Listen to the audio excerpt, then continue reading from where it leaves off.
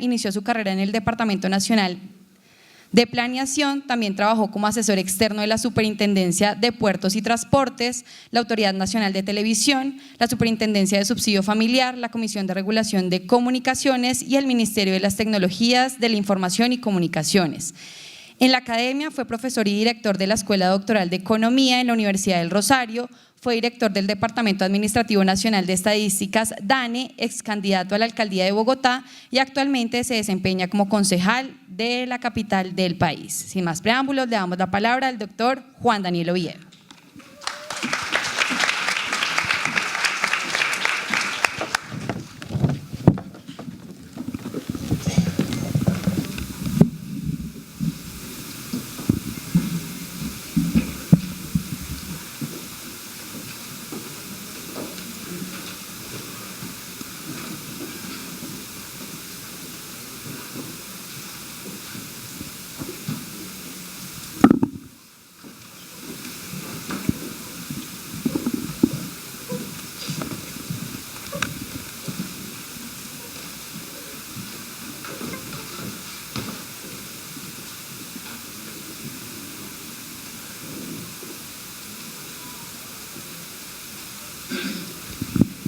Bueno, muy buenos días y de verdad un saludo muy especial para todos ustedes. Estoy muy contento de que finalmente hayamos tenido la posibilidad de compartir estas reflexiones con ustedes. Estábamos en mora desde finales de 2022,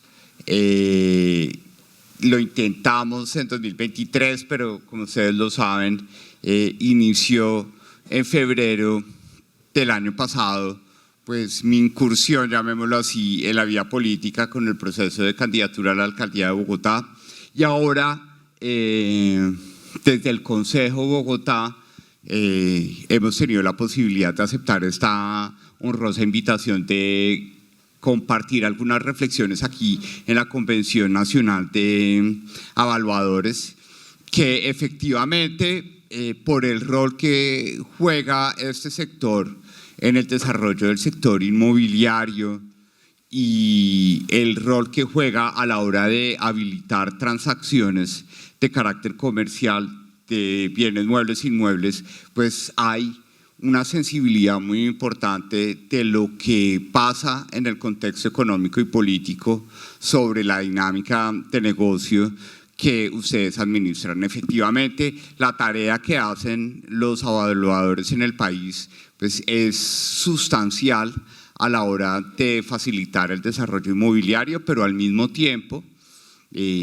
necesitamos contar con reflexiones claras alrededor de cuál va a ser el espacio para la innovación, cuál va a ser el espacio para la adopción tecnológica en metodologías innovadoras de valoración de activos, el rol de la inteligencia artificial que va a llegar a este tipo de actividades económicas y que no necesariamente va a llegar a desplazar la tarea que ustedes han venido desarrollando, sino a complementar y hacer más precisa esa importante labor de peritazgo, de pericia, de arbitraje a la hora de definir el valor comercial de un activo. Yo creo que esto es un elemento supremamente clave que a veces no hacemos visible en el marco de las políticas públicas y que sobre todo se vuelve un sector estratégico, el de ustedes, en la medida en que el país avance en la masificación del mercado de aseguramiento. ¿Sí? Creo yo que uno de los elementos críticos que necesitamos adelantar para que este sector se expanda significativamente, pues está asociado con el desarrollo de mercados de aseguramiento, la implementación de seguros paramétricos, la implementación y masificación de seguros asociados con la vivienda, contra incendios, terremotos, siniestros, en donde todo este tipo de elementos requiere resolver la asimetría de información que existe alrededor de un precio o de un valor comercial. Lo que queremos compartir con ustedes en esta mañana es en qué país estamos, desde lo social, desde lo económico, y cómo las condiciones de ese país pueden llegar a habilitar o a generar dificultades en el desarrollo de la actividad económica que ustedes plantean. Y esto es supremamente importante a la hora de entender el contexto político que estamos viendo en este momento. Desafortunadamente, como reflexión inicial, pues ustedes son la cara y el lugar y la capacidad de poder resolver las asimetrías de información que existen alrededor del valor de las cosas. Por consiguiente, en esa resolución de las asimetrías de información y en la definición o en la aproximación del valor comercial de los activos, pues la incertidumbre que puede generar un clima político polarizado, la incertidumbre que puede generar la situación que estamos viendo en este momento en el país, genera unas dificultades a la hora de resolver esas asimetrías de información, pero al mismo tiempo puede generar presiones a que muchas personas también en el marco de esa incertidumbre tomen la decisión de liquidar activos, irse del país o buscar formas alternativas de administrar la riqueza que también pueden generar una presión de demanda sobre los servicios que ustedes plantean.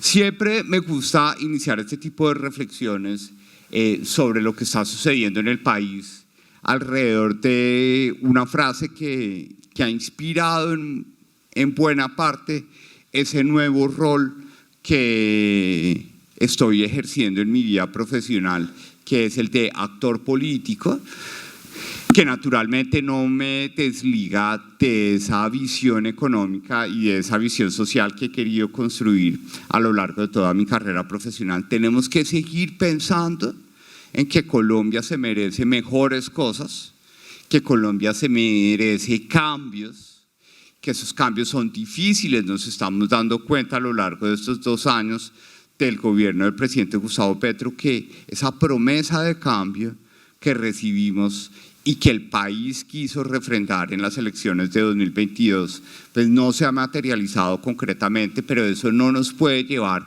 a simplemente devolvernos a lo que existía antes de 2022, sino a buscar nuevos perfiles, a definir nuevos criterios, que es lo que ustedes hacen a la hora de definir el valor de un activo. Y esos nuevos criterios nos tienen que permitir que Colombia y todo su sector económico, sus sectores sociales, pues miremos hacia el futuro y no nos quedemos pensando en las tensiones del pasado. Y eso es algo que ustedes manejan profesionalmente en su práctica de valoración. En la medida en que reconocemos y sabemos los precios históricos de un activo, porque los documentos contables nos permiten conocer ese valor, pero nosotros necesitamos en muchas ocasiones pensar en cómo se refleja desde el punto de vista de valoración ese activo en el presente, pero también cómo el valor de ese activo en el presente es el flujo descontado de beneficios o de herramientas que va a facilitar ese activo hacia el futuro. Entonces tenemos que seguir trabajando por una construcción de una visión de Colombia que sea confiable, que sea factible y sobre todo que se encargue de reconocer que el presente es el resultado de muchas cosas que han pasado en el pasado, pero que no vamos a poder cambiar, y por consiguiente lo que necesitamos es proyectar hacia adelante las necesidades que tenemos en nuestro país. Y tal y como ustedes lo pueden refrendar, porque ustedes viven de esto, ustedes toman decisiones basadas en evidencia, ¿sí? Ustedes no tienen juicios de valor alrededor de la emisión de un peritazgo o de la valoración de un activo, porque precisamente la reputación profesional de ustedes está basada en ese criterio ético de que la valoración o el avalúo de un activo está asociado a hechos o criterios objetivos que se aterrizan sobre ese activo o ese bien o ese flujo de servicios que ustedes pueden estar valorando. Y creo yo que esto es algo importante que también refleja en cierta forma mi devenir profesional de haber sido director del DANE, ayudando al país a masificar el mensaje de cómo podemos identificar problemas, pero lo que necesita Colombia en este momento es que la misma evidencia nos dice que los recursos son limitados. La discusión que estamos viendo en los últimos días alrededor de un presupuesto general de la nación que no es consecuente con la disponibilidad de recursos que tiene la economía colombiana, pero sobre todo que esta evidencia nos permita corregir errores, que es lo que ustedes definen en cierta forma cuando emiten un peritazgo o cuando emiten un avalúo o una valoración de un activo, y permiten que se tome una decisión que muchas veces está asociada a corregir errores cuando tenemos que liquidar un activo o a definir oportunidades cuando se trata de iniciar un proceso de inversión.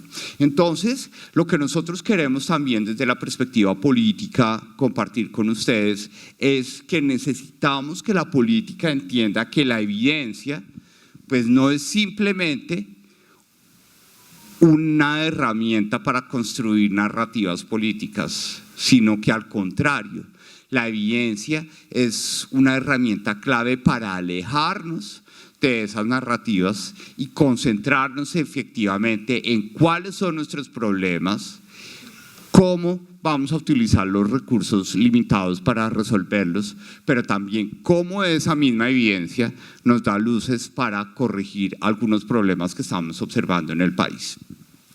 Un país en el que desafortunadamente las tensiones sociales y económicas y políticas que hemos vivido durante más de 60 años que hemos estado en conflicto, pues nos han llevado, curiosamente, a ser parte de esta frase del presidente Kennedy, de que efectivamente nosotros creemos que el país está ansioso de generar cambios, pero hay una barrera que nos frena en el colectivo, y es que mucha gente está conforme con lo que le está pasando en este momento y considera que toda esa visión de cambio es una visión que está lejana, una visión que es ajena y sobre todo que no va a impactar o no va a influir en la capacidad de vivir, de generar ingresos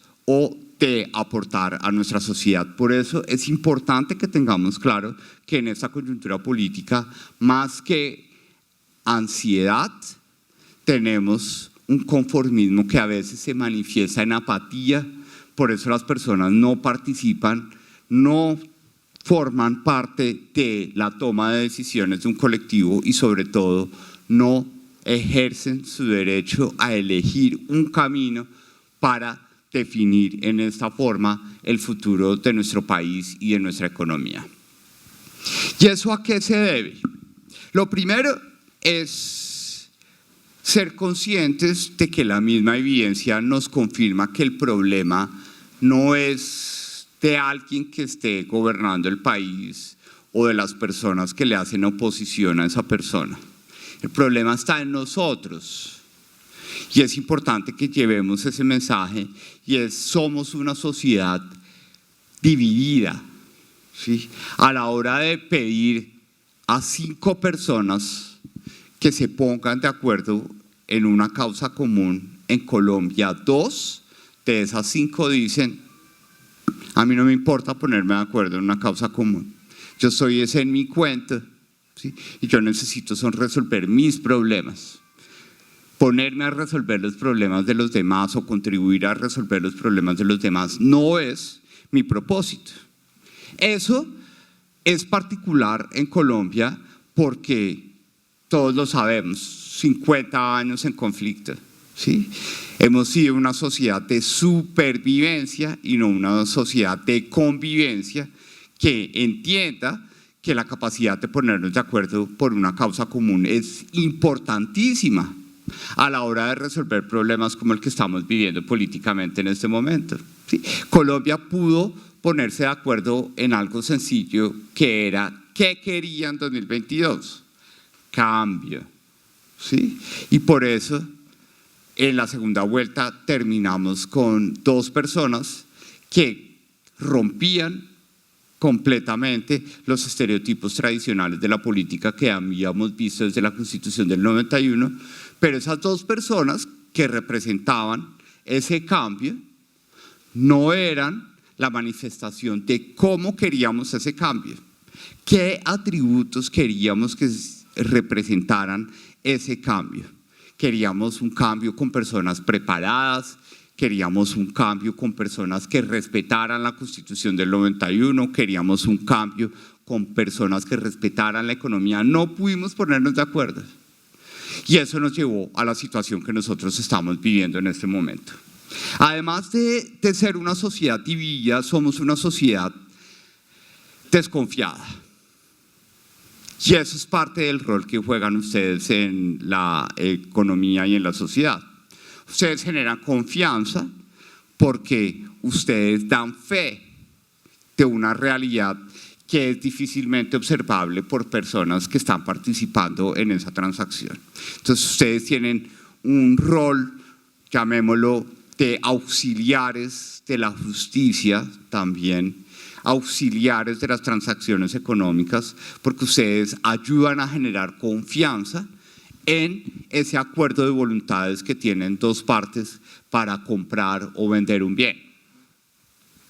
Pero eso que ustedes hacen, lo están haciendo en un país que es supremamente desconfiado. Y eso debería ser también una oportunidad para que más personas acudan al rol de los evaluadores para resolver esos problemas de desconfianza. Y es algo que es supremamente importante que ustedes se lleven en mente de esa responsabilidad tan grande que tienen en un país en el que el 80% de las personas no confía nada en un desconocido.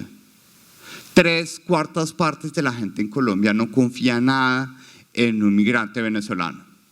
Y en lo único que confían las personas es en la familia, ¿sí? El 94% de las personas en Colombia solamente confían en la familia.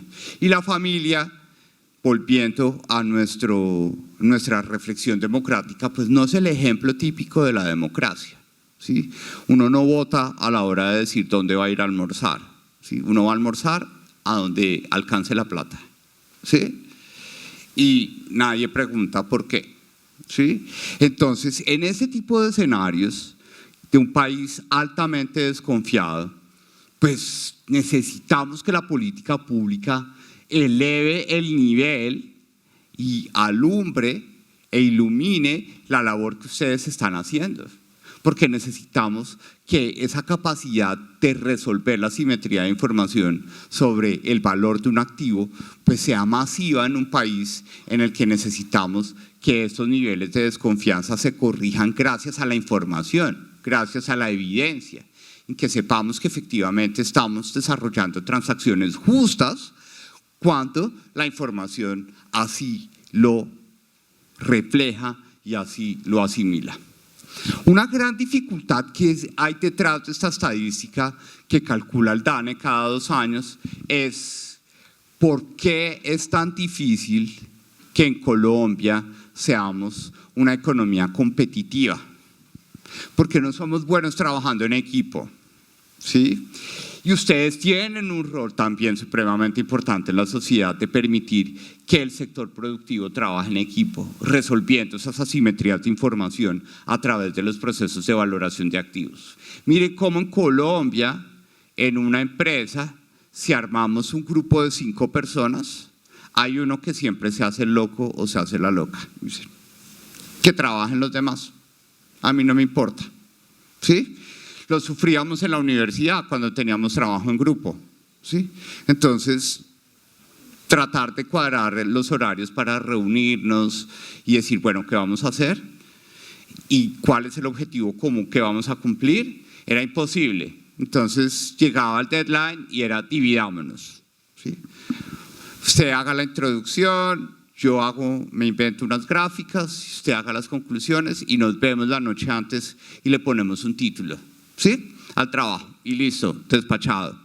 La incapacidad de trabajar en equipo en Colombia es una de las fuentes más importantes de nuestra trampa de productividad y de competitividad, y necesitamos que tareas como las que ustedes hacen en la dinámica económica del país sean masificadas, sean visibles. Sabemos que existen unos procedimientos de regulación, pero más que la regulación, que está asociado también al criterio ético y profesional de sus opiniones expertas, está la masificación de esta actividad para poder dinamizar las transacciones que se pueden, llamémosla, producir en un país que, gracias a la labor que ustedes hacen, resuelve un problema de desconfianza y una trampa de desconfianza muy importante que tenemos en nuestra sociedad y en nuestra economía. Algo también que es clave y que se vuelve un criterio en el que la política pública no ha querido entender el valor de lo que ustedes hacen, es que la mitad de la gente en Colombia, prácticamente, ese 44%, no tiene a quién acudir a la hora de enterarse que le están poniendo los cachos, por ejemplo, ¿sí? Es decir, al 44% de la gente en Colombia, la vida de esas personas no le importa a nadie, ¿sí? Pero son personas que son propietarias de activos, ¿sí? Y necesitan poder contar con información confiable a la hora de tomar sus decisiones, ¿sí? Y ese es el rol que ustedes hacen, ¿sí? Pero no vemos una política pública desde el punto de vista del sector financiero, del sector inmobiliario, para masificar la tarea y hacer sistémica la actividad que ustedes están desarrollando en un país en el que, pues como ustedes lo ven, el 44% aquí en el Valle del Cauca, cuando vamos a la región pacífica, sí es exactamente la mitad, ¿sí? Por más de que aquí todo el mundo cree que la gente es habladora, buena gente, comadres, compadres. El 50% de la gente en el Valle del Cauca no tiene a quien decirle que lo echaron del trabajo. Y a nadie le importa que lo hayan echado del trabajo. Esto es supremamente clave a la hora de entender en qué país estamos viviendo, pero sobre todo el desperdicio que está teniendo este país de no aprovechar la labor que está haciendo un gremio tan importante como es el gremio de evaluadores en Colombia. La conclusión, pues sí, Colombia es uno de los 6 países más polarizados del mundo, pero no es porque tengamos un presidente que le guste decir cosas estrambóticas cada día, ¿sí? O que le guste poner a pelear al empresariado y a la clase trabajadora. Es porque somos una sociedad dividida y somos una sociedad desconfiada. Entonces somos el caldo de cultivo perfecto para los discursos polarizantes, ¿sí?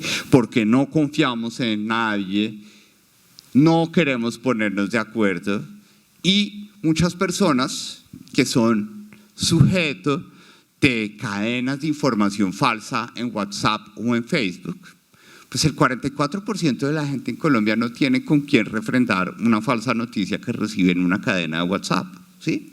Porque si no tiene a quién llamar el día que le ponen los cachos, ¿a quién va a llamar a decir, venga, ese mensaje que llegó por Facebook o por WhatsApp es cierto o no? No tiene a nadie.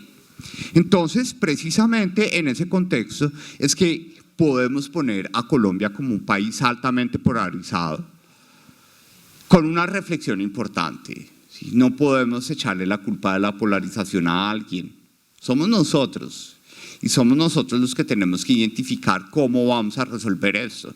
En el caso de la desconfianza del sector económico, pues necesitamos usarlos a ustedes de forma más productiva, masificar la tarea, necesitamos formar a más personas, necesitamos acompañar la tarea que ustedes están haciendo con adopción tecnológica y sobre todo necesitamos que haya renovación generacional y tengamos más jóvenes participando en esta tarea, porque precisamente en la medida en que masifiquemos el rol que juegan ustedes a la hora de generar confianza, pues necesitamos más personas con nuevos enfoques metodológicos de valoración, en donde ustedes lo saben que la teoría económica, la teoría financiera y también herramientas como la inteligencia artificial han demostrado que efectivamente esto es un camino.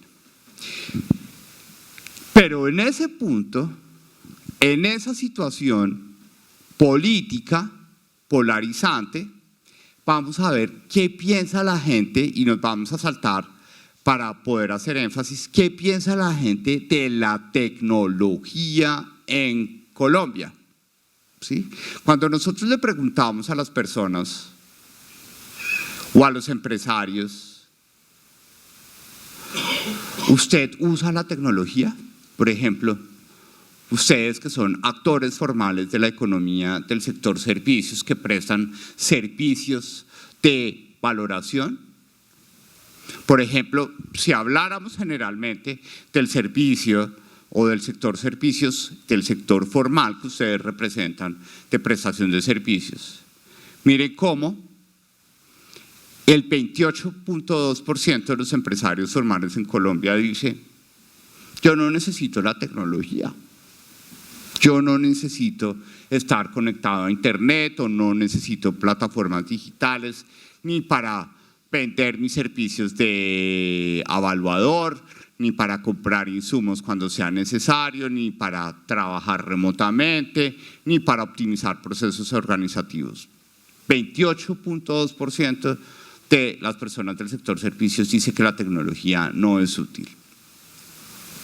Le preguntamos a las empresas del sector servicios que ustedes representan puntualmente en los servicios de avalúos, si están usando la tecnología para, por ejemplo, aprendizaje automático para el análisis de datos. ¿Sí? Ustedes saben que las técnicas de valoración de activos están hoy en día llamadas a utilizar lo que en inglés se llama el machine learning, ¿sí? Y los mecanismos de inferencia de random forest, que es aprendizaje automático para análisis de datos. Solamente el 3.06% de las empresas del sector servicios están desarrollando ese tipo de aplicaciones para hacer más precisos y hacer más pertinentes los procesos de valoración de activos. Solamente el 3.06%.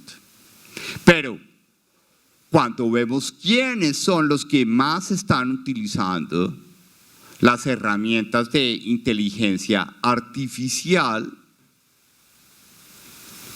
aquí vemos cómo en el desarrollo de actividades jurídicas y de contabilidad, donde ustedes indirectamente están jugando un rol muy importante, vemos que el 19.2% de las empresas de las ramas de actividades jurídicas y de contabilidad están tomando decisiones a través de la automatización de flujos de trabajo. Entonces, su llamado de atención de esta reflexión que queremos compartir con ustedes es: tenemos que buscar cómo nos montamos en el bus de la adopción tecnológica en los procesos de valoración de activos, porque el sector que nosotros apoyamos a través de los avalúos que emitimos, pues está dentro de los sectores líderes, que a diferencia de este 3.97%, aquí el 19.2% está utilizando estas herramientas tecnológicas. Y hablo de nosotros porque yo también en mi práctica profesional como economista he sido auxiliar de la justicia en valoración de daños y desarrollando peritazgos en conflictos regulatorios ante la Cámara de Comercio de Bogotá. Entonces, aquí hay una reflexión de fondo y es: En vez de estar, como lo tenía la oportunidad de compartirlo en el Congreso Nacional de Minería, en vez de estar distraídos viendo las cometas que eleva el presidente de la República, ¿por qué no estamos viendo estrategias de política pública para que efectivamente podamos, a través del ente autorregulador, definir herramientas de capacitación, líneas de crédito para adopción tecnológica, para que podamos utilizar las herramientas de inteligencia artificial para ser mucho más efectivas y permitir que ustedes puedan cubrir más demanda de las actividades de valoración que nosotros estamos presentando? Este tipo de reflexiones de fondo son las que nos dicen: necesitamos que, más allá de pensar en que la polarización es el resultado de una persona o de una ideología política, que es un poco la línea de la conversación que queremos proponer con ustedes el día de hoy, necesitamos que, más allá de pensar que esto es una persona, necesitamos reflexionar sobre cuáles son las acciones o las reformas habilitadoras que necesitamos para que nuestra economía funcione mejor. Y aquí hay una oportunidad maravillosa de que la adopción tecnológica y la política pública permita que la labor que ustedes juegan pues tenga un rol muchísimo más significativo en la dinamización de la economía. Una economía que, en el marco de la democracia, hay algo muy preocupante, y es: la gente está mamada de la forma como funciona la democracia en Colombia. Y eso nos genera dificultades desde el punto de vista político y de dinámica económica. Miren que no importa el rango de edad, 1 de cada 3 personas en Colombia está completamente insatisfecha de la forma como funciona la democracia. ¿Sí? Y ustedes juegan un rol significativo para esa democracia, porque ustedes son los que permiten tomar decisiones en libertad, basadas en información, gracias a los procedimientos de avalúos y de valoración que ustedes desarrollan. Pero si tenemos a 1 de cada 3 personas completamente insatisfecha en la forma como funciona la democracia, no vamos a poder lograr tener una visión de cómo vamos a construir ese cambio democrático en el país. Miren que la gente desconfía en sus alcaldes, desconfía incluso en mí como concejal, 41%, y en particular en Bogotá 44.9% de la gente dice: yo no confío en Oviedo como concejal, por más de que él quiera hacer la tarea. Y en el presidente de la República mucho menos, el 52.3% no confía en la institucionalidad de la presidencia. Entonces, esa insatisfacción que tenemos en la democracia nos está desconectando de la capacidad de gestionar cambios, porque los que gestionan cambios están en estos 3 renglones. ¿Sí? Porque lo que necesitamos es un liderazgo desde el Ejecutivo, a nivel nacional y también a nivel local y regional, mucho más pragmático, que resuelva ese problema que tenemos, que no hemos visto una política pública que nos diga cómo vamos a adoptar las herramientas de inteligencia artificial para los procesos de valoración de activos, y que no nos ponga a reflexionar sobre cuáles son los criterios éticos que debemos tener en cuenta a la hora de adoptar esa tecnología, cuando en realidad pues ustedes tienen un rol ético desde la perspectiva económica que es sustancial para el buen funcionamiento de la economía del país. Y esto rápidamente nos lleva a decir: bueno, si la gente está mamada de la forma como funciona la democracia, entonces, ¿qué es lo que quiere la gente para sentir que la democracia funciona? La gente quiere elegir, ¿sí?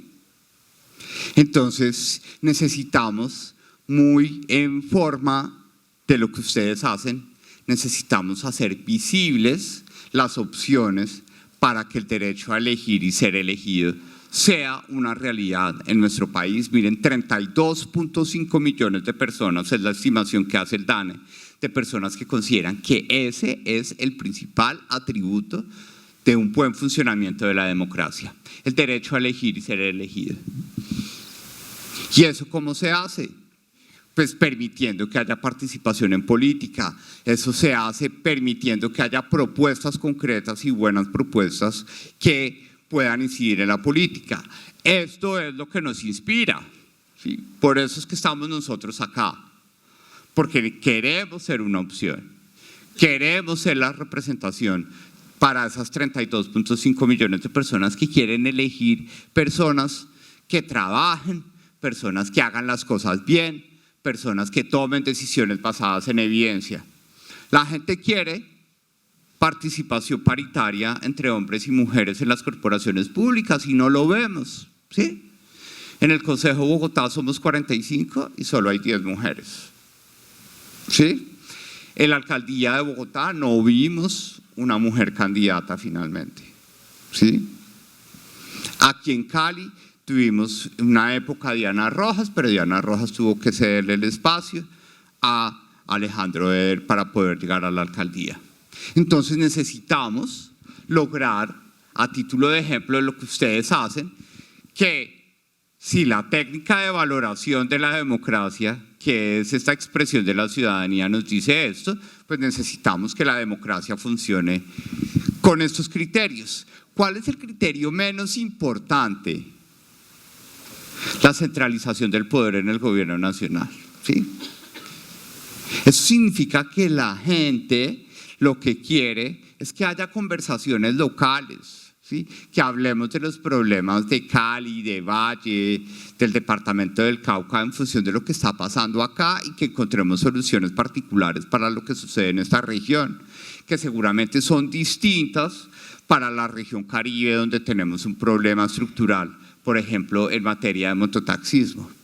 Pero detrás de todo esto, lo que ustedes pueden ver es que nadie está pidiendo un Mesías, ¿sí? La gente está pidiendo que la democracia funcione a través del respeto de la institucionalidad, elecciones periódicas, que los ciudadanos participen en la gestión pública, que eso significa que haya rendición de cuentas, que haya otros espacios de organización participativa y de representación ciudadana o profesional, como el órgano autorregulador nacional de evaluadores, que existan partidos o movimientos políticos, ¿sí? Miren lo defraudado que está la gente, lo defraudada que está la gente de los partidos políticos, es lo que menos piden. Pero los partidos políticos son claves para el funcionamiento de la democracia, ¿sí? Y hoy en Colombia el 87,9% de la gente dice: no quiero partidos políticos, ¿sí?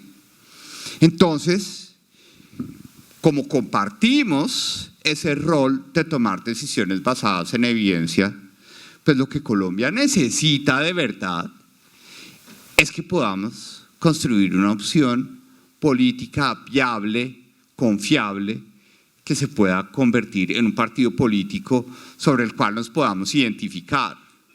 Colombia no quiere mesías. Colombia quiere soluciones en el marco de la institucionalidad. Y esto es verdaderamente importante a la hora de saber cómo vamos a resolver este contexto de país que tenemos y que seguramente vamos a seguir viendo con el paso del tiempo. Porque, entre paréntesis, una apreciación personal, esto uno siempre ha tenido la esperanza de que se arregle o se calme, pero la evidencia nos demuestra que cada día el tema está más tenso, ¿sí? Ahora estamos en un ambiente de atentado al presidente, ¿sí? Cuando nadie ha hablado de eso, ¿sí? Cuando lo único que quiere la gente es que escuchemos las posiciones distintas que hay alrededor de un problema y busquemos construir consensos. Precisamente la dificultad de construir consensos, que ya sabemos es una de las bases de la polarización de la economía, se hace mucho más difícil, y por eso es que es importante trabajar no solo en la foto de quien quiera aspirar, sino de la solución que va a proponer. Porque en ese país dividido, el 47.3% de la gente se está sintiendo pobre. ¿Sí? Eso no había pasado en Colombia desde los años 90. 47.3% de la gente se siente pobre en Colombia. Por eso el sector inmobiliario, porque esa percepción es importante a la hora de tomar decisiones, pues la gente dice, no hay nada que podamos hacer para resolver esta situación. Miren lo preocupante, en la zona rural, 70% de la gente de la zona rural se considera pobre. Y no sabemos, ¿sí? Hoy todo el mundo dice, no, pero las encuestas de favorabilidad de nuestro gobernante lo ponen por el suelo, ¿sí? Pero esa encuesta mide 5 ciudades, ¿sí? Hoy no sabemos, este 70% de la gente que vive en la zona rural, si todavía tiene esperanza en lo que está haciendo este gobierno, ¿sí? Por consiguiente, este contexto de una sociedad dividida y ahora confirmado a partir de la evidencia empobrecida, hace mucho más necesario labores como las que ustedes hacen de utilizar la evidencia para tomar buenas decisiones. Miren que ese 47.3%, donde está, no es una cifra homogénea, en donde tenemos cifras más altas, en el Chocó, donde va el presidente, ¿sí? En La Guajira, donde hace gobierno el presidente, ¿sí? En Nariño, en donde va el presidente, ¿sí? Entonces, acá no podemos subestimar que la evidencia nos dice estamos en una situación políticamente compleja, ¿sí? Porque allá, por ejemplo en Córdoba, si el 71.3% de la gente se siente pobre, pues la prevalencia de esa pobreza en la zona rural va a ser muchísimo más alta. Y es en la que no conocemos cómo funciona la política, ¿sí? Y en la que sabemos que pasan a veces prácticas que no son éticas a la hora del ejercicio de la democracia. Si sabemos que somos un país en el que ya fuera de la evidencia que no es necesario presentar, tenemos un gobierno relativamente sordo que no quiere escuchar, que quiere hacer valer sus ideas sin respetar la diferencia, y además sabemos que tenemos un país empobrecido, pues no vamos a poder seguir creciendo a partir del consumo. Necesitamos dinamizar los mercados a los cuales ustedes le brindan información estratégica a través de sus procedimientos de valoración. Y esto es una reflexión muy contundente de qué está pasando en nuestra economía, que muestra efectivamente por qué también una parte de la actividad económica que ustedes desarrollan puede estar desacelerada o contraída. Ahorita vamos a compartir preguntas para que ustedes puedan confirmar o controvertir ese tipo de estadísticas. Por cada 100 pesos que Colombia era capaz de invertir, acuérdense que en Colombia invertir es comprar casa, hacer obras públicas o comprar maquinaria y equipo. Eso es invertir en Colombia, ¿sí? Y ustedes juegan un rol fundamental en esa actividad, ¿sí? Porque ustedes son los que permiten aclarar información de venta de esos activos para a la hora de invertir de primera mano, pero también de segunda mano, y las transacciones que están asociadas a esas decisiones de inversión. Por cada 100 pesos que éramos capaces de invertir en Colombia, en este trimestre del 2022, que fue cuando llegó el presidente Gustavo Petro al poder, hoy Colombia solo puede invertir 71 pesos, ¿sí? Significa que el mercado potencial de los procedimientos de valoración de activos por esta variable podría estar contraído en un 29% en menos de 2 años. ¿Sí? ¿Qué compensa a ese 29%? Algún crecimiento particular de los procedimientos de liquidación de activos, porque la encuesta de calidad de vida dice que cada vez más gente en Colombia vive en arriendo, porque está vendiendo su casa o su propiedad para resolver los problemas de liquidez que ha generado la pandemia y la situación económica del país y pasa a vivir arriendo. Pero entonces, la primera situación crítica que nos lleva a reflexionar sobre el futuro de la economía es esta caída tan importante de la inversión. Los hogares, pues nos pusieron a dieta, ¿sí? Los hogares salimos de la pandemia diciendo, bueno, ahora sí quiero conocer Turquía antes de que se acabe el mundo, ¿sí? Entonces tarjeteemos, pasemos la tarjeta. Sí, yo lo hice para llevar a mi mamá y todavía la estoy pagando, ¿sí? No, pistámonos mejor, ¿sí? No, si se va a acabar el mundo vamos a comer a donde nos gusta ir. Y si viene Karol G, ¿cómo no vamos a ir al concierto de Karol G? Entonces tuvimos, y eso no solo fue Colombia, sino todo el mundo, tuvimos un boom de consumo muy fuerte. Mírenlo cómo se ve la línea azul, que en este 100, un año antes, estábamos consumiendo casi 86, es decir, en apenas un año y medio, el consumo creció casi el 15% en términos reales, el consumo de los hogares.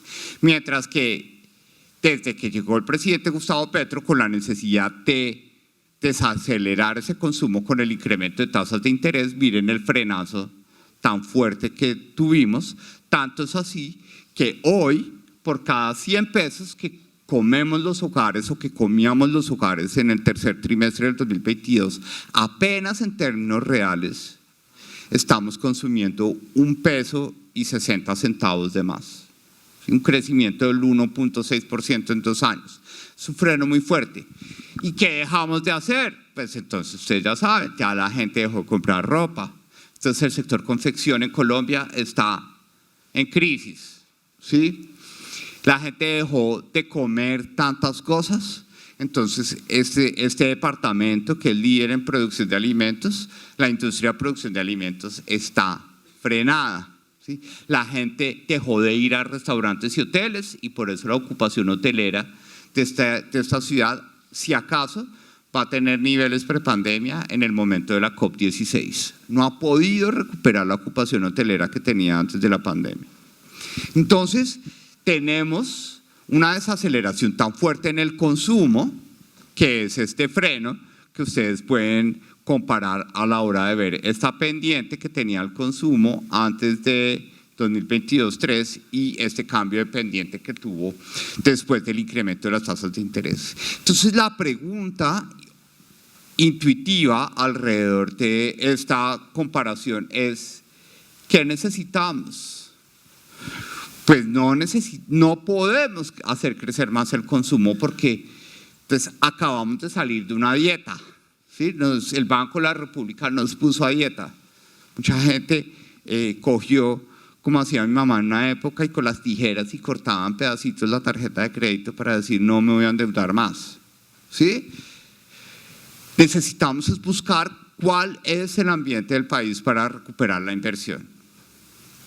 Y en ese ambiente del país para recuperar la inversión necesitamos políticas concretas también para que en esa recuperación de inversión aprovechemos cómo ustedes adoptan nuevas tecnologías, generan nuevos servicios y sobre todo resuelven los problemas de confianza estructural que tiene la economía. Aquí está el ejemplo de lo que les decía. Entonces, aquí estamos en la mitad cuando llega el presidente Gustavo Petro. ¿De dónde veníamos? Veníamos como locos yendo a conciertos, comiendo fuera de la casa. Veníamos comprando ropa, pues, porque en la pandemia la gente solo se vestía de aquí para arriba para Zoom, entonces les faltaba comprarlo de abajo. Entonces, miren, prendas de vestir, que es la línea roja oscura, mire cómo crece aceleradamente. Y el incremento de tasas de interés, la incertidumbre de la política económica que genera este gobierno, pues rápidamente aplana todo. Lo único que medio se está recuperando y sigue creciendo es el tema de recreación y cultura.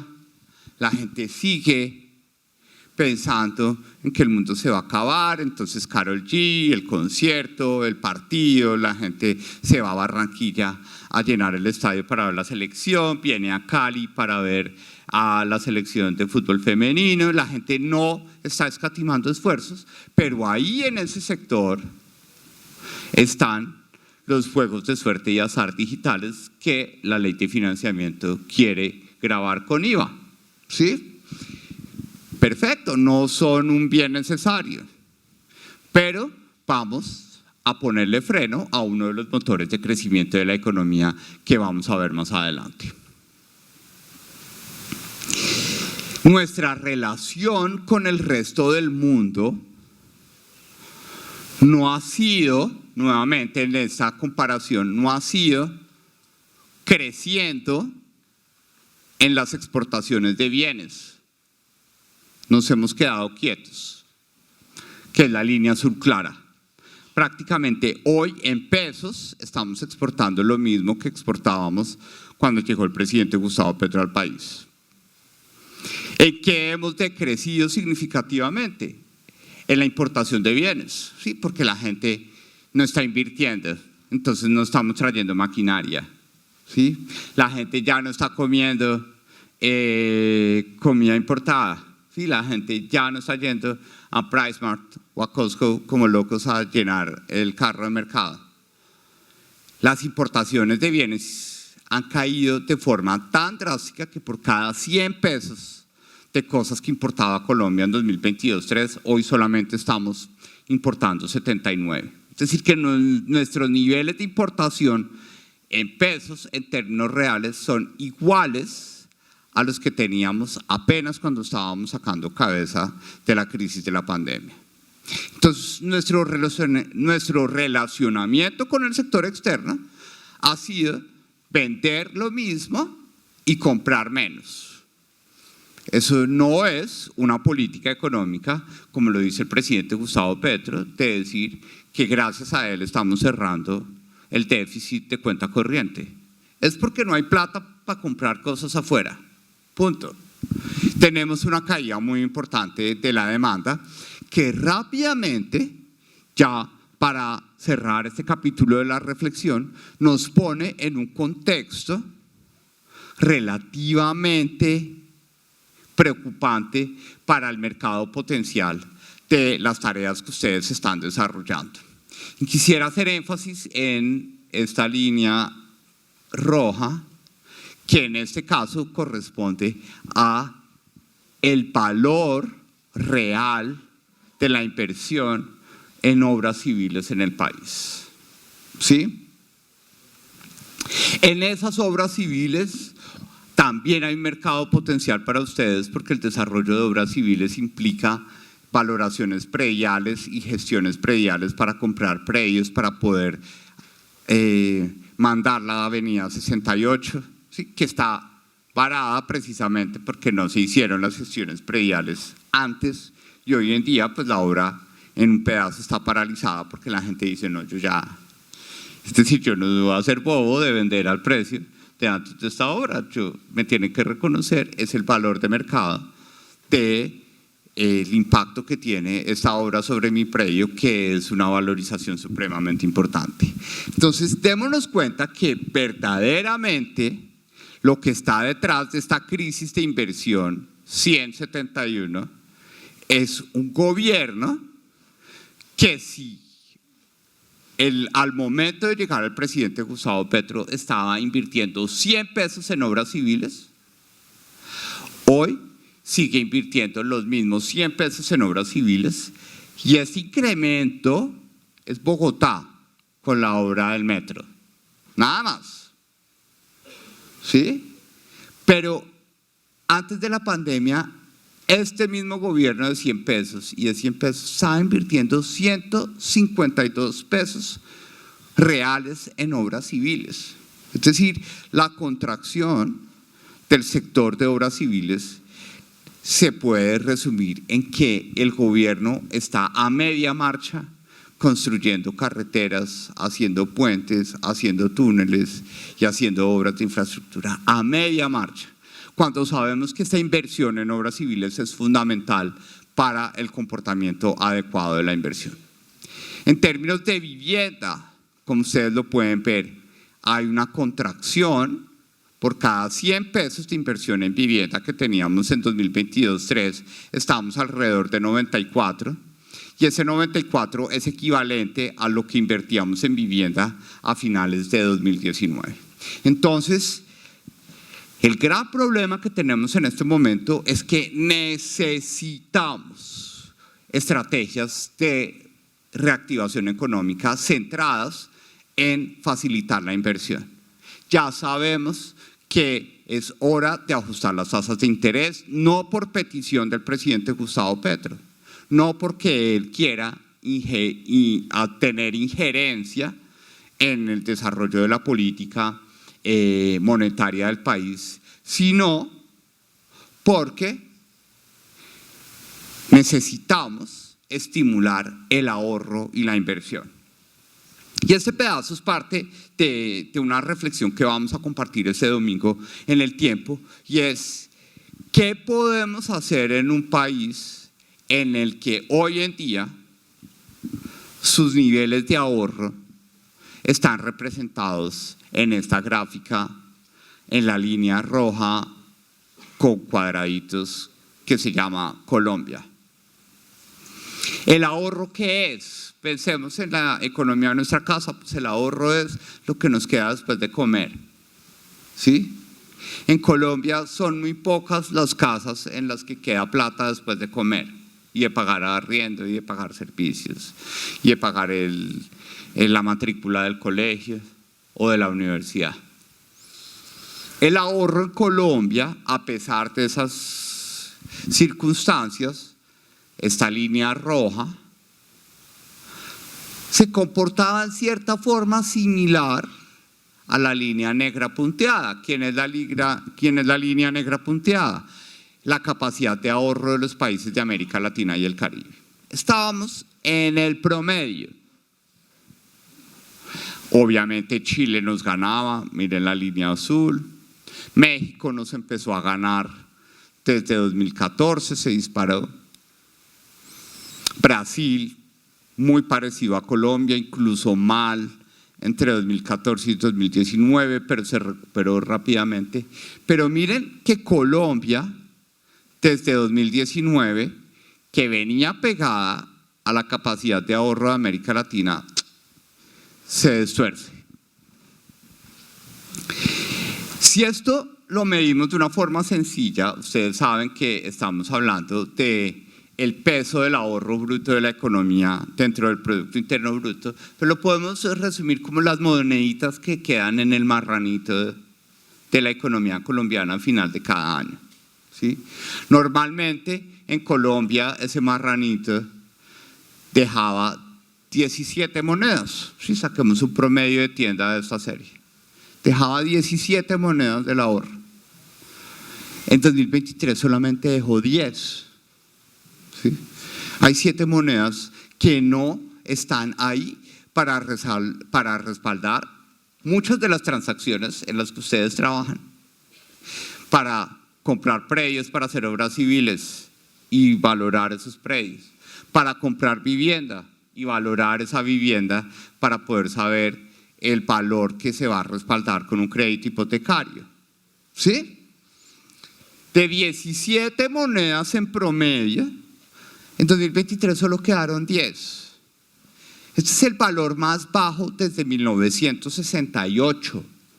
Es decir, desde que el DANE mide las cuentas nacionales no veíamos el nivel de ahorro que vimos en 2023. ¿Sí? Que es una descolgada tremenda de casi 4 puntos porcentuales en un solo año. ¿Para qué sirve el ahorro? Ustedes lo saben, porque muchos conocen mejor la economía que yo, pues el ahorro sirve para invertir, ¿sí? Y miren el comportamiento de la inversión de la economía colombiana desde 1960, ¿sí?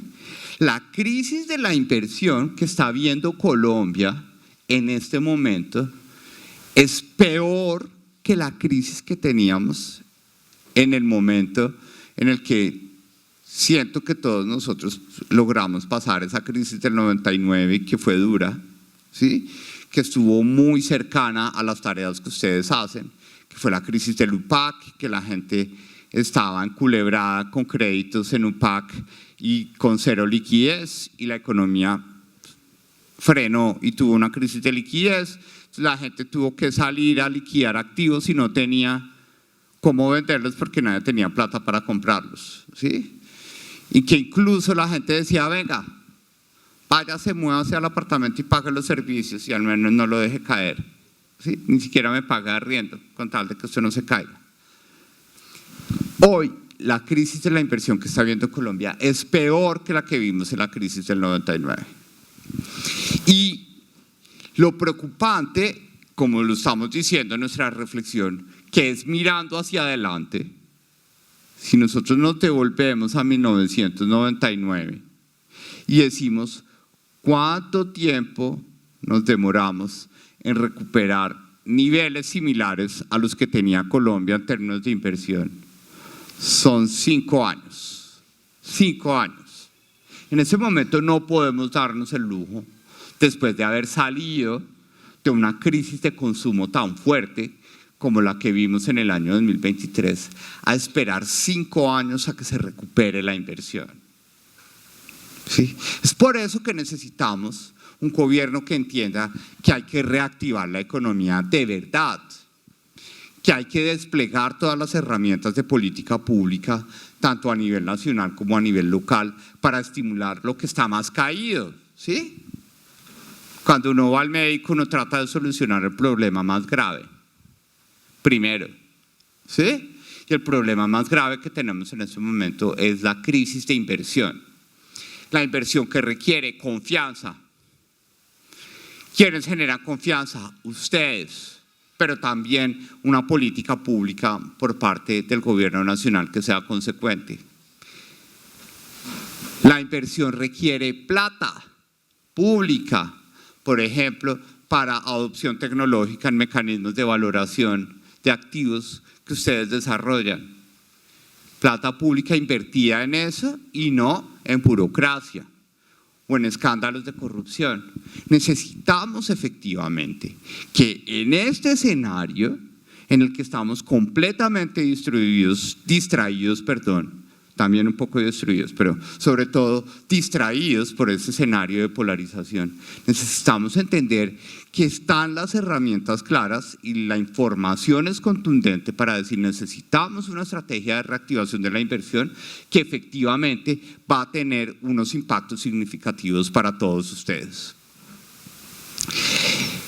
Y un poco para parar aquí y recibir algunas preguntas. Miren, esa inversión es de las empresas, es del sector financiero, es del gobierno en verde, es de los hogares en azul y no se alcanza a ver por no ser representativa, pero es como esa manchita, ese borde que tiene la barra azul, que son las instituciones sin fines de lucro, ¿sí? Las iglesias católica, cristiana o cualquier tipo de iglesia, los gremios, las cooperativas, todo. Miren cómo a quien más le ha caído la capacidad de tener monedas, ya no en el marrano del ahorro, sino en la caja fuerte de la inversión o en el bolsillo para comprar cosas, pues es en cierta forma al sector empresarial. Mire cómo de la inversión que normalmente el sector empresarial antes de la pandemia, ubiquémonos en 2022, invertía 12 monedas del Producto Interno Bruto en sobre todo maquinaria y equipo, obras civiles para el desarrollo de oficinas, locales comerciales. Hoy en día solamente está poniendo 5 monedas, mucho menos de la mitad de la capacidad de inversión que tenían las empresas antes de la pandemia. Por eso las importaciones están caídas, porque las empresas no están comprando maquinaria, no están invirtiendo, están frenadas en seco hasta saber cuál es el contexto político de lo que vamos a desarrollar. Los hogares, que es una gran parte del mercado de valoración de activos o de avalúos que ustedes hacen. Los hogares, hagamos el mismo ejercicio pedagógicamente. Antes de la pandemia, los hogares casi siempre eran capaces de poner 6 monedas a la inversión de todo el país y hoy solamente están poniendo menos de 5. ¿Sí? ¿Eso qué significa? Significa que sí o sí necesitamos buscar la forma de darle un empujoncito a los hogares para comprar vivienda o para remodelar su vivienda o para ampliar su vivienda. Porque si antes tenían la posibilidad de poner 6 monedas en la inversión en vivienda, hoy están poniendo menos de 5 monedas.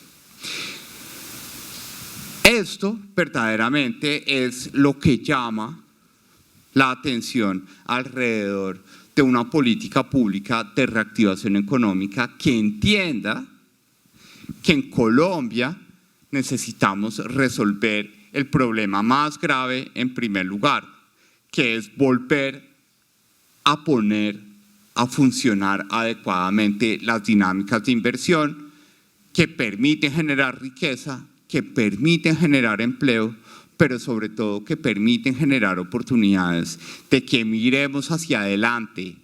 Cuando invertimos, siempre estamos mirando hacia el futuro y saber esa inversión, cómo nos va a dar resultados hacia el futuro.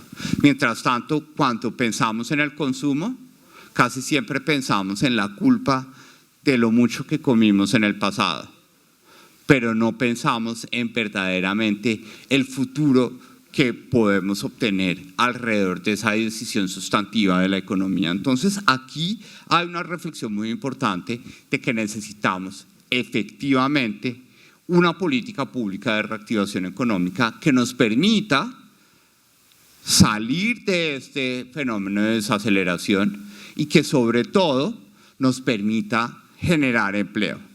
Y esta es una de las cosas que más preocupan en este momento en el país. Esta línea, y quisiera que se concentraran en la línea roja, todo el país, o mejor, en la línea azul.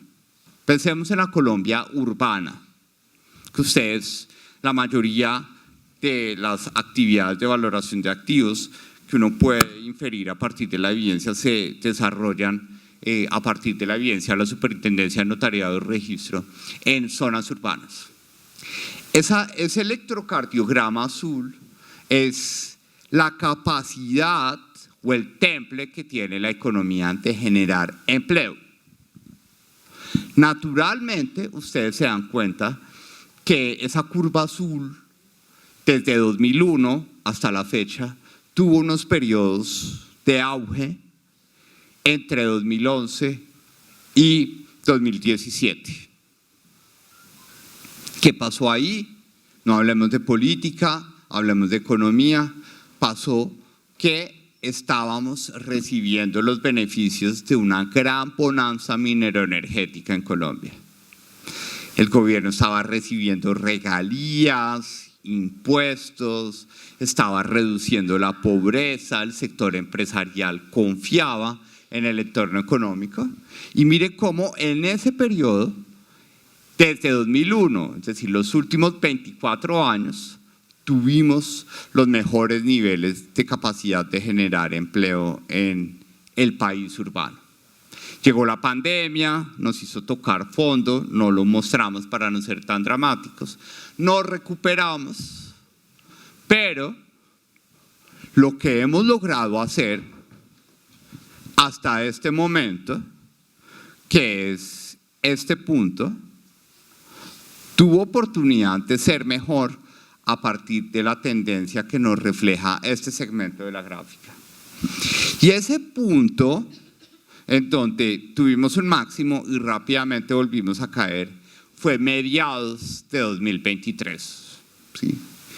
Desde mediados de 2023 Colombia ha destruido más de 450.000 puestos de trabajo. ¿Sí? Y el gobierno sigue saliendo a decir que qué bueno que la tasa de desempleo redujo cuando ni siquiera se redujo, sino que incrementó. ¿Sí? Y si no generamos empleo, no vamos a poder resolver el problema de pobreza tan importante que tiene el país. ¿Sí?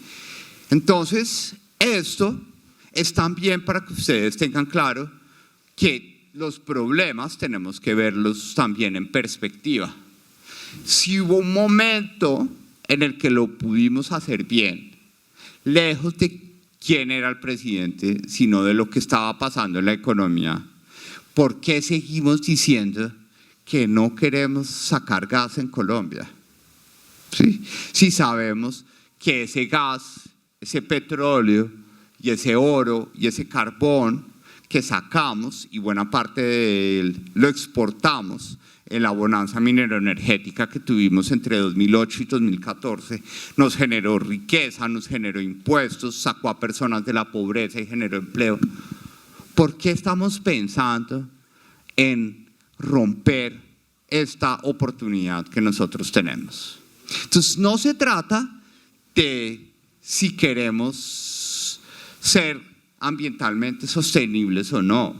Hoy en día la minería y la extracción mineroenergética tiene estándares de sostenibilidad ambiental, tiene responsabilidad social corporativa, genera impacto social. No puede ser posible que no entendamos que si queremos generar empleo necesitamos aprovechar lo que tenemos debajo del suelo.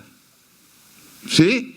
Necesitamos hacerlo bien, necesitamos hacerlo de forma sostenible, pero sí o sí, esto que parece simple, que está refrendado por estimaciones que hemos venido desarrollando para tener la tranquilidad de que no estamos echando cuentos, sino de haciendo una reflexión de fondo alrededor de eso. Lo que nos dice, no podemos seguir acabando con las instituciones, desvirtuando la libertad de prensa, no podemos seguir estigmatizando la diferencia de visiones políticas, pero sobre todo no podemos seguir perdiendo la oportunidad de que aprovechemos la agroindustria y la explotación mineroenergética como una fuente de riqueza que se puede hacer de forma sostenible y sobre todo que se puede hacer de forma pertinente para resolver las necesidades que nosotros tenemos en nuestro país. Con algo que es aún más preocupante en el momento en el que estamos, pero que también puede convertirse en una oportunidad a la hora de plantear soluciones. Vamos a las 13 ciudades, la línea azul. Este electrocardiograma lo que nos dice es la gente, si este es el mercado de trabajo, ¿sí? Aquí podemos hacer un ejemplo y es, acá hay personas que están ocupadas, es decir, y personas, por ejemplo, como yo, vamos a asumirlo, que estamos desempleados. Pero el mercado de trabajo es este, hay gente que le va bien a ustedes y hay gente que le va mal a mí. Empleados, desempleados, pero nosotros somos el mercado de trabajo. La gente que está afuera de este auditorio es gente que está haciendo oficio en la casa, es gente que está estudiando, o es gente que simplemente está afuera porque se mamó de pasar hojas de vida y que nunca la invitaran a estar en ese auditorio, así fuese desempleado, y dijo, no busco más trabajo. La cantidad de gente que está fuera del mercado de trabajo en Colombia ha crecido exponencialmente desde 2012 y 2013. Es decir, que el mercado de trabajo hoy es tan incapaz de satisfacer las expectativas de la gente de vender su tiempo para recibir un ingreso, que tenemos más gente fuera del mercado de trabajo constantemente. Que esa gente en algún momento va a decir, no, yo necesito una oportunidad, y nos van a invadir este auditorio. Y el día que esas personas entren forzadamente a ese auditorio, ¿con qué se van a encontrar esas personas? Van a estar acá, porque acá es donde hay más espacio. Estas sillas están casi todas ocupadas. Esto es la parte vacía del auditorio. ¿Y quién soy yo? El desempleo. ¿Sí? Entonces, lo que no estamos viendo es que más allá de quedarnos con el discurso de echar la culpa al pasado, que fue el gobierno anterior, que fue el capitalismo, que fue el neoliberalismo, esto lo que nos está diciendo es hay que mirar hacia adelante. Porque si seguimos con esta crisis de inversión, la más grave de toda la historia, no vamos a generar empleo suficiente, no vamos a generar capacidad de que la economía genere también oportunidades desde el punto de vista de la política social, y toda esa gente que está afuera va a entrar y vamos a tener un brote de desempleo en Colombia que no vamos a poder corregir. Por consiguiente, nuestra insistencia a que necesitamos contar con una visión prospectiva. Necesitamos pensar en lo que puede pasar en el futuro. Y lo que puede pasar en el futuro tiene que ver muchísimo con una realidad. En Cali es algo similar, pero que tenemos en Bogotá. Y es, Bogotá supuestamente es uno de los mercados menos informales, ¿sí?, del país. Pero para quienes están en la informalidad, lo más frecuente es manejar en pick-up o manejar en Uber. Lo siguiente más frecuente es tener un carro de perros calientes, ¿sí?, o trabajar en una peluquería, ¿sí? Esa es la realidad. Si eso es en Bogotá, aquí esa realidad es aún más fuerte. En el Caribe es peor, ¿sí? ¿Y dónde hemos hablado a lo largo de estos 2 años que queremos resolver esto? ¿Sí? Estamos hablando de las promesas de la economía popular, que ojalá se puedan cumplir, pero estamos persiguiendo, por ejemplo, en Bogotá, el alcalde está persiguiendo a los conductores de Uber, ¿sí? El gobierno le mandó a decir a los alcaldes que si no persiguen a los de Uber, les pone sanciones a las alcaldías, a las secretarías de movilidad. Entonces tenemos una contradicción que ustedes, si nos siguen en redes, le planteábamos al presidente: ¿cómo así que somos capaces de sentarnos con los bandidos más bandidos? Les damos la posibilidad de que les levantemos las órdenes de captura para sentarnos a hablar, ¿sí? Y con la necesidad de hablar con 1.3 millones de personas en Colombia, en Bogotá, esos son 362.000 familias que comen de una carrera en Uber, o de poner su carro al servicio en Uber, o de su moto en el tiempo libre de ponerla en pick-up, ¿sí? Y a ellos sí los vamos a perseguir, ¿sí? Que ellos están haciendo una actividad que es ilegal porque el gobierno no ha querido regular, pero es una actividad digna que habilita la movilidad, por ejemplo, de las mujeres, ¿sí? Porque las mujeres se sienten inseguras en el transporte público, ¿sí? Entonces, necesitamos entender que esta es la realidad que tiene el país, ¿sí? Una realidad que además de esta informalidad se traduce en que cada vez más ustedes pueden identificar una tendencia positiva entre, por ejemplo, este punto y este punto, y entre este punto y este punto. Cada vez más tenemos gente trabajando en la burocracia pública. Es decir, el motor de generación de empleo en Bogotá, incluso a veces el más importante es la burocracia pública, ni siquiera las actividades de comercio. Entonces, ahí es donde nosotros hacemos nuestro llamado final. Necesitamos que una política de reactivación económica sea una realidad. necesitamos entender que la dinamización de la inversión va a generar más oportunidades para la actividad económica que ustedes representan, y necesitamos que, mirando esta realidad tan importante de la actividad que ustedes desarrollan, pues la adopción tecnológica, el rejuvenecimiento y la transición generacional de esta actividad para tener más jóvenes en este auditorio, pues necesitan que la política pública entienda el rol estratégico que ustedes juegan a la hora de facilitar la inversión, de generar transacciones que generan empleo, sacan a más personas de la pobreza y sobre todo nos permiten avanzar en ese bienestar que tanto necesitamos en nuestro país. Esa era la reflexión que queríamos compartir. Muchas gracias y estamos muy pendientes de resolver las preguntas que puedan tener. Muchas gracias.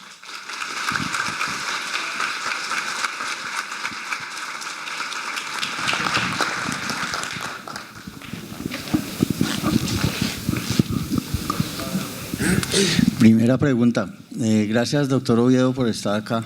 La pregunta es que si ya le mostró esta conferencia al presidente.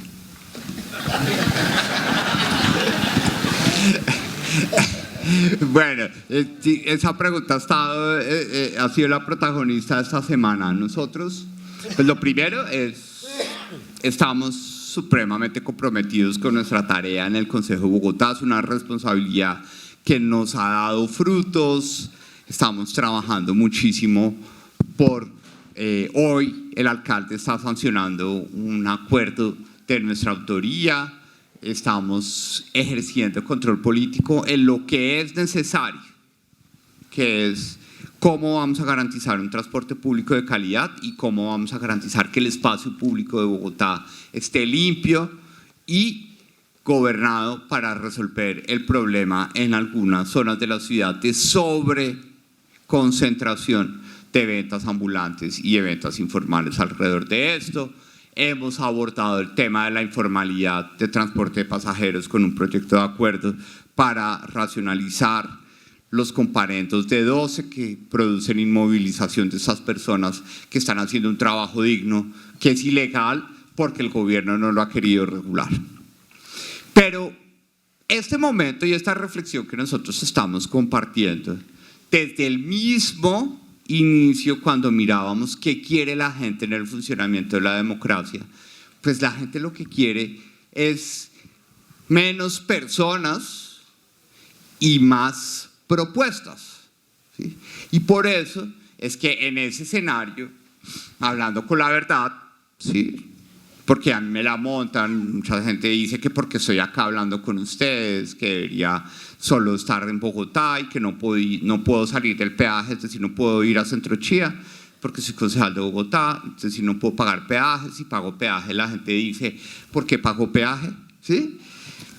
Una cosa que no verdaderamente es la realidad de una acción política, que es lo que nosotros queremos ejercer, ¿sí? Y aquí obviamente estoy viniendo a compartir una reflexión económica que consistentemente tiene también un mensaje político directo, no es un mensaje político vedado, y es que la política no solo es venir a decir que voten por mí, sino que podamos reflexionar entre todos de que verdaderamente el camino del cambio que estamos viendo no es el que responde a esas realidades, que es como cuando ustedes están valorando un apartamento y la dueña dice que vale 1.000 millones, ustedes llegan a verle y dicen, por Dios, es decir, ¿de dónde están los 1.000 millones de pesos que vale esto? ¿Sí?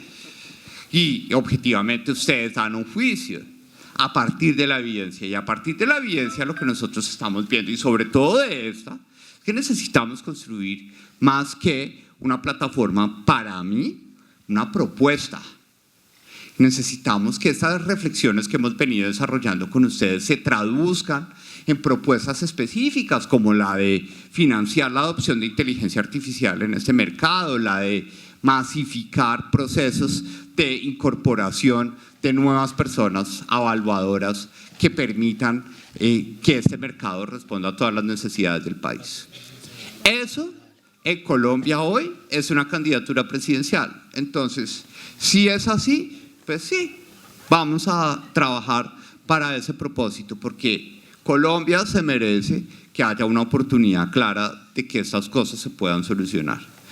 Y si ese merecimiento que tiene nuestro país de solucionar estas cosas lleva a que sea yo con mi voz, Gomela, que me la montan, todo eso, y que sea yo el que la represente y que podamos lograr que eso sea visible, pues bienvenido, aquí estamos.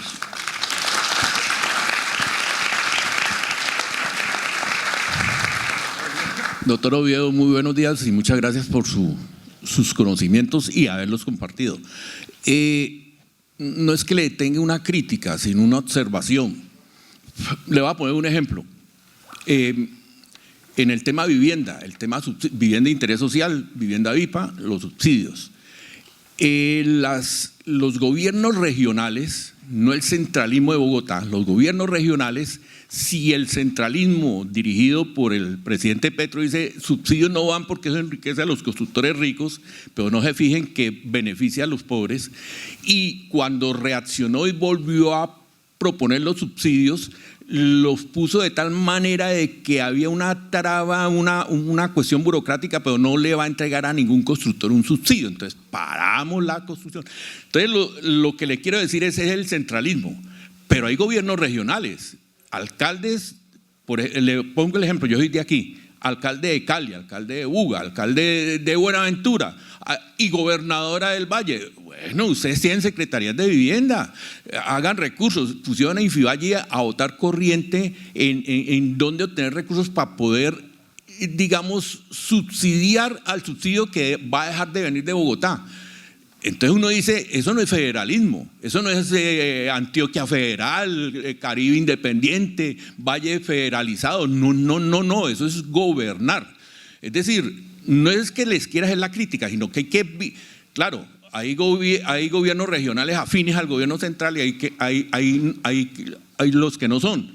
Entonces en las grandes vías, por ejemplo, uno ve la desproporción del Valle del Cauca, que tiene un puerto que ve sobre el Pacífico, un puerto minusválido que ve sobre el Pacífico, en la lucha tenaz de años de lograr que el centralismo invierta en una doble calzada. Cuando hay países, cuando el Ecuador o Panamá o México en el mismo Pacífico tiene una infraestructura enorme, entonces tenemos que sacudirnos también desde las regiones, ¿o no? Es decir, cuando usted gobierne, usted sea el próximo presidente después de Petro, usted le va a dar acción al federalismo. Gracias. Gracias. No, me parece que esa reflexión también está acá, ¿sí? La gente quiere que haya autoridades locales, municipales, departamentales elegidas por voto popular, por consiguiente que estén empoderadas, refrendadas. Estamos participando, yo formo parte del comité promotor del referendo de autonomía fiscal. Sí necesitamos mejorar la capacidad de decisión que tienen los departamentos, ¿sí? Una prueba de ello es esto, es cuando mostrábamos la percepción de pobreza. Es decir, no puede ser posible que todavía le digamos a Chocó o a La Guajira qué tiene que hacer, cuando en realidad son las personas que están día a día en esa realidad de esos departamentos las que saben por qué el 80% de la gente se siente pobre, porque no hay oportunidades de empleo, porque no hay estructuras productivas. Y eso nunca lo va a resolver una oficina del gobierno nacional. Tiene que suceder allá. Y eso no es federalismo, como usted lo llama. Eso es siendo Colombia una república unitaria, confiando en que este poder ganado a punta de votos y por consiguiente legítimo, que eso es lo que no podemos olvidar, que es el que ha obtenido incluso el presidente, porque no podemos negar su legitimidad como presidente de la República, pues necesitamos rápidamente que este poder legítimo que tienen las autoridades de estos departamentos se manifiesten recursos para que ellos puedan resolver los problemas que están viendo muy cerca de su territorio. Muchas gracias. Señora. La señora y después usted. Doctor, muy buenos días. La verdad, mi aporte o mi pregunta es, usted que está de pronto cerca del gobierno, Yo como perito evaluador considero que el desarrollo de nuestro país puede venir del sector agropecuario. Y el sector agropecuario, si no tiene legalizadas las tierras y politizan la legalización de las tierras. Yo fui gerente de una sucursal del Banco Agrario hace años. Y hay ese cuello de botella donde hay muchas tierras sin legalizar, pero ahora la Agencia Nacional de Tierras le demora a la gente la legalización, ¿cierto? ¿Qué pasa? Nosotros los peritos evaluadores tenemos un campo de acción, pero realmente no todo el mundo tiene esos recursos, ¿cierto? No todo el mundo tiene el acceso a mandar a hacer un levantamiento topográfico para establecer los predios de mayor extensión, los menores extensión con sus subdivisiones, ¿cierto? Yo estoy plenamente convencida que nuestro país, por eso vivo acá, estamos bendecidos porque tenemos 5 pisos térmicos, tenemos grandes riquezas, ¿cierto? Pero que igualmente el desarrollo viene del campo. ¿Por qué? Porque definitivamente si la gente puede tener excedentes de la producción, incentiva la inversión, porque ellos invierten en vivienda para traer a sus hijos a estudiar, ellos invierten en mejorar sus viviendas, ellos invierten en comprar maquinaria que facilite sus labores, ellos invierten en un vehículo, porque el sueño de ellos también es tener sus vehículos para transportar sus obreros y para tener una mejor calidad de vida. Pero si en un momento dado desde las altas directivas no incentivamos esas legalizaciones de tierras, esa inversión, no necesariamente yo, y pues es mi humilde punto de vista, no estoy de acuerdo con una sociedad paternalista donde a las mujeres cabeza de familia le dan un subsidio. No, las mujeres cabeza de familia no necesitamos un subsidio, necesitamos que nos capaciten, necesitamos volvernos empresarias, necesitamos ser independientes y verdaderas líderes. ¿Y de dónde viene? Las mujeres del campo víctimas de violencia. Miércoles, pongámonos a clasificar, yo vengo de Boyacá, pongámonos a clasificar papa y vendámoslas a los almacenes de cadena, coloquémosles un valor agregado, papas lavadas, o sea, hay de dónde, ¿cierto? Igualmente, yo considero que el desarrollo, aparte del sector agropecuario, y que no tenemos capacidad de asociación, eso es cierto, y debe ser desde una parte ancestral, de donde nosotros venimos, no tenemos la capacidad de asociación por las malas experiencias que muchas veces el que, decían en mi tierra, el que tiene más saliva come más harina, el que es más inteligente se queda con la asociación y terminó exportando, ¿cierto?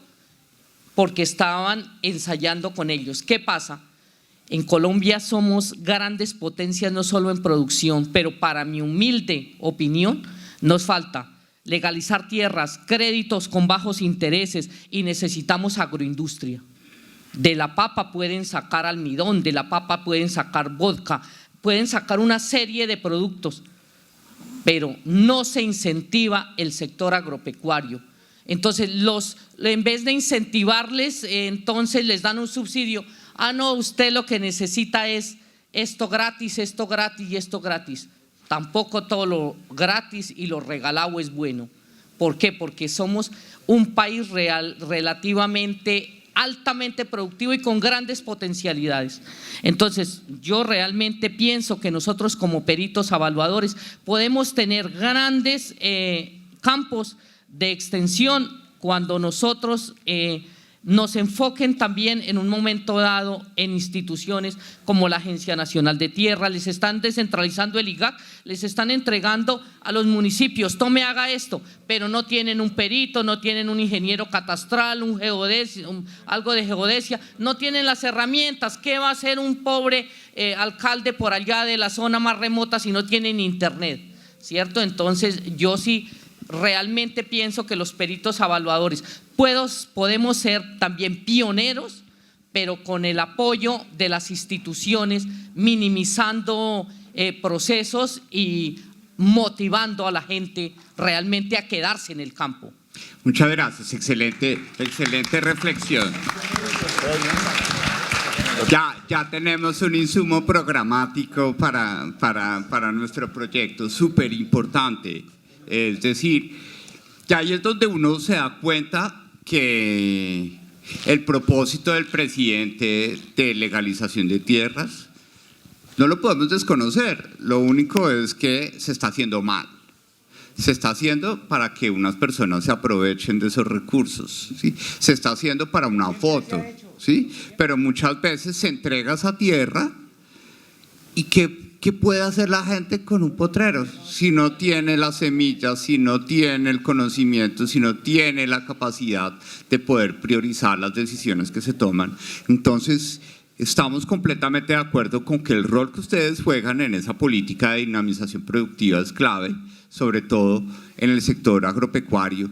Estamos de acuerdo con que la agroindustria es clave, por eso ayer estábamos visitando toda la cadena agroindustrial de caña de azúcar, sus centros de investigación, sus centros de proyección social, y verdaderamente el futuro del país está en el desarrollo agroindustrial, pero eso requiere una política pública basada en evidencia y requiere un acompañamiento del sector privado como usted lo plantea. La última pregunta, porque tengo que salir a responder una entrevista y ya la agenda se está corriendo. Muchas gracias, señor, por favor. Buenos días, doctor Oviedo. Resulta que pues su exposición me parece muy ilustre, pero hay algo que lo veo muy importante, que es la inseguridad. Todo eso, en gran parte, es por la inseguridad que vive el país. Y hay una cantidad de esquemas que había que analizarlos. Y otra cuestión, en las pasadas elecciones presidenciales, el pueblo se encontró con dos candidatos que no sabía qué hacer, Petro y Rodolfo. ¿Por cuál se podía votar? Dígame. Eso es todo. Yo afortunadamente no tuve la oportunidad de votar porque estaba en un avión, pero tiene toda la razón. Y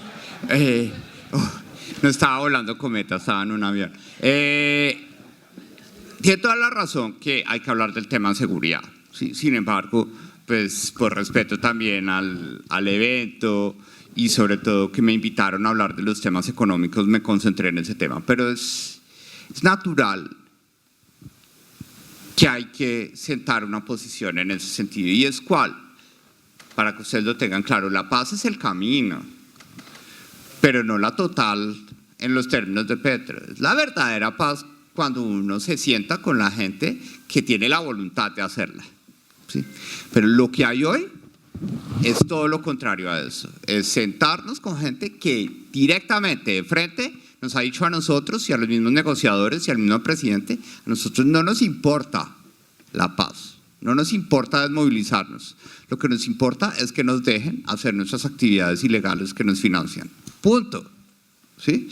Entonces eso requiere que volvamos a leer la Constitución Política del 91. La Constitución Política del 91 lo que dice es que a esas personas que están al margen de la ley les tiene que caer el peso de la ley. Y necesitamos que las fuerzas militares resuelvan esa situación, ¿sí? El gran problema que tenemos en este momento es que vamos a tener que llegar en 2026 a fortalecer nuevamente la capacidad estratégica de las fuerzas militares porque la dejaron por el suelo. Y por eso es que hoy en día son policías y militares de vigilancia. Los militares que los vemos en la carretera con el fusil saludando y policías en la calle en sus motos tratando de contener el crimen, pero no teniendo la capacidad de reaccionar con inteligencia, con estrategia y con tecnología. Entonces, ahí hay que tener una posición clara, esa es la nuestra, sino que no queríamos contaminar la reflexión sobre los temas económicos y sociales del país. Muchas gracias, que estén muy bien.